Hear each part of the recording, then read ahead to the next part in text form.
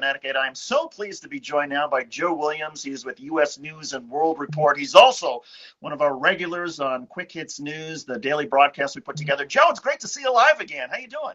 Yeah. This is very exciting, man. I love this technology. It's amazing. You just, by the way, we're using this thing called HAPS. It's a technology that enables us, Joe and I, to sort of talk live.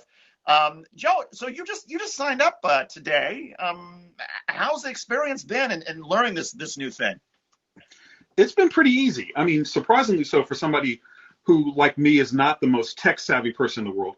But so far, so good. And it's very easy, pretty intuitive, and getting to know it is probably going to be a lot more fun than I had earlier imagined. But yeah, so far, so good. Love it. Excellent. Well, Joe, of course, with U.S. News and World Report. Joe, I got to ask you, what is the mood in Washington? I wonder if there's a way to quantify for people who are not in the nation's capital what the political mood, the overall sort of mood is these days. Here we are, 76 days before the election. Well, the mood is a combination of optimism and anxiety. I mean, anxiety because we're still pretty much under quarantine and lockdown. People can't socialize as freely as they once might. There aren't any watch parties for the DNC, or at least not any that are larger than 10 people, give or take. And if you go to any bar in the city, you might have people watching the convention, but they're all spaced apart. So you're kind of you're having a communal experience, but in a very strange way. But by and large, there is a lot of attention being paid to the convention because this is perhaps one of the most consequential elections in many lifetimes, certainly for people in this city. And it could continue, or rather could determine how the country and by extension, Washington, D.C. is going to progress in the next couple of years. So I got to ask you, speaking of the convention, and I'm going to show people, and this might be a mistake on my part, but I essentially have the convention live stream on my laptop here, and I'm going to switch so that people can see that what's going on right now. And I promise everybody that we will not miss any of the live speeches coming up in the 10 o'clock hour. We're not going to keep you from that. But Joe, given that, I mean, you've covered politics for a long time. You've seen conventions with, thousands of people cheering people on and the speaker having to essentially surf the crowd noises in order to be heard. How do you think the Democrats are doing in terms of their effort at this virtually? Well, I was in Denver in 2008 when Barack Obama was nominated, and that was just, by comparison, pandemonium to what's going on right now. And you're absolutely right. Of the 4 or so conventions that I've covered, a lot of the preliminary speakers, the warm-up speakers, get lost in crowd noise. There's a constant buzz over people of conventioners talking while somebody's on air, and somebody Joe, I'm going to cut you off because we're going to have some fun here. Yep. Let's listen to Hillary Clinton. Hillary Clinton speaking now, and then I'm going to get your reaction in real time to Hillary Clinton over the live feed. So let's watch Hillary Clinton. We're going to see your facial reactions, Joe. So keep it neutral. No, do whatever you want. But here's Hillary Clinton. Let's listen. Or a protester calling for justice, or a family wiped out by natural disaster. That would have been a good thing for America and the world. I wish Donald Trump knew how to be a president, because America needs a president right now. Throughout this time of crisis, Americans keep going, checking on neighbors, showing up to jobs as first responders, hospitals, grocery stores, nursing homes. Yes, it still takes a village. And we need leaders equal to this moment of sacrifice and service. We need Joe Biden and Kamala Harris. Everyone has a story about Joe's caring and empathy. I remember him calling after my mother Dorothy died, and we talked about being raised by strong women. The best testament to Joe is how he's cared for his family. And how great is it that Dr. Jill Biden plans to keep teaching as First Lady. And Joe picked the right partner in Kamala. She's relentless in the pursuit of justice and equity, and she's kind. When her press secretary, Tyrone Gale, was dying of cancer, she dropped everything to be with him in his final moments. I know something about the slings and arrows she'll face, and believe me, this former district attorney and attorney general can handle them all. So this is the team to pull our nation back from the brink. But they can't do it without us. For 4 years, people have told me I didn't realize how dangerous he was. I wish I could do it all over. Or worse, I should have voted. Look, this can't be another woulda, coulda, shoulda election. If you vote by mail, request your ballot now and send it back right away. If you vote in person, do it early. Become a poll worker. Most of all, no matter what, vote. As Michelle Obama and Bernie Sanders warned us, if Trump is reelected, things will get even worse. That's why we need unity now more than ever. Remember back in 2016 when Trump asked, "What do you have to lose?" Well, now we know. Our health care, our jobs, our loved ones, our leadership in the world, and even our post office. But let's set our sights higher than getting one man out of the White House. Joe Biden and Kamala Harris are going to give us so much to vote for. Let's vote for the jobs that Joe's plan will create. Clean energy jobs to fight climate change, caregiving jobs with living wages. Vote for emergency relief that lifts small businesses and saves hardworking people from foreclosures and evictions.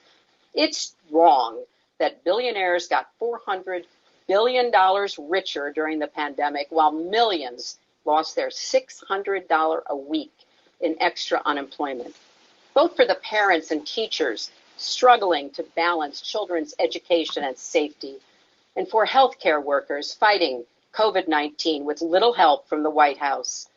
Vote for paid family leave and health care for everyone, for Social Security, Medicare, and Planned Parenthood. Vote for dreamers and their families. Vote for law enforcement, purged of racial bias that keeps all our streets safe. Vote for justice for George Floyd, Breonna Taylor, and Ahmaud Arbery, because Black lives matter. Vote for honest elections so we, not a foreign adversary, choose our president. Vote for the diverse, hopeful America we saw in last night's roll call.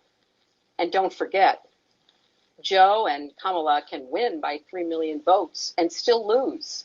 Take it from me. So we need numbers overwhelming so Trump can't sneak or steal his way to victory. Text VOTE 30330 to get started. 100 years ago yesterday, the 19th. All right, I'm going to end it there because I want to hear now what Joe. Joe, what do you think of that? It took Well, I think it's an interesting message. I mean, she refrained from saying "I told you so," but it kind of was an "I told you so." Not so many words. And I keep thinking about this meme where Hillary Clinton's wearing sunglasses saying, "Tried to tell you," and that's basically the message. It's building on Barack Obama's message of, Michelle Obama's message of vote like your life depends on it. Now, Hillary Clinton obviously is no Michelle Obama when it comes to giving speeches, but she does know a thing or two, as she mentioned at the end, about losing an election on the Electoral College and not on the actual vote. So she is trying to make an appeal to people in red states, perhaps, or people in swing states to vote to make sure that Biden and Harris don't suffer the same fate that she did by winning the popular vote, but losing in the Electoral College. Joe, it's just so bizarre to see these speeches. I mean, for me, it's bizarre to see these speeches virtually, canned speeches, or some of them are live. It's also bizarre to have an election campaign where the candidates really can't go and shake hands and speak in packed ballrooms. How much pressure does that put, therefore, on the ad makers in terms of all of the money that would normally be spent on getting the candidates around the country and setting up, advance teams and all this? Is there so much more pressure, and can you feel that pressure in Washington in terms of the ad makers trying to make sure that the money they spend on the airwaves is well spent? Well, in most campaigns, people talk about the ground game, right? Where you have poll workers going to, campaign workers going door to door, massive volunteers, an army of people who are going out and spreading the message in retail politics, hand to hand, person to person. That's gone this year. It's going to depend on an air war. It's going to be a lot of ads. It's going to be a lot of digital ads. It's going to be a lot of messaging over the airwaves. And I think we're seeing a lot of that in the DNC convention tonight. It's probably a precursor of what we're going to see in the fall. The other thing that you kind of have to keep in mind here is that the election is going to start early because of the pandemic. You're going to have a lot of people with mail-in votes. Michelle Obama asked people to Don't wait.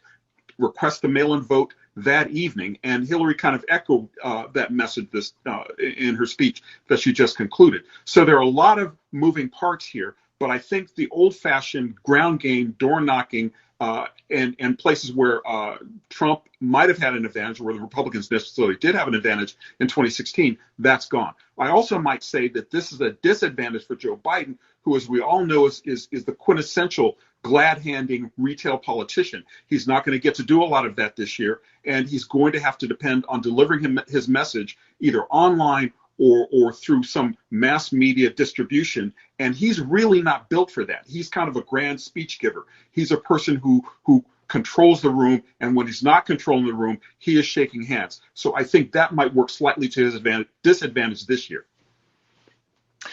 Joe, will there be debates? There have been some discussion among Democrats that maybe it's not worth it for Joe Biden to have a debate with Donald Trump because of the president's proclivity to misstate things and to lie. But will there be a debate in your estimation? In my estimation, yeah, I think there absolutely will be. I mean, already we've changed so many norms. We have a virtual convention on both sides. We have a presidential candidate who's leading by not going out on the road. I think debates are necessary for both sides, not only to make sure that people understand that Joe Biden has full command of his faculties, they're going to be eager to demonstrate that, but also for Republicans to try to knock him off his stride. So I think debates are pretty much a fait accompli, I would say. But of course, anything can happen, and a lot of things that we haven't expected have already happened this election cycle.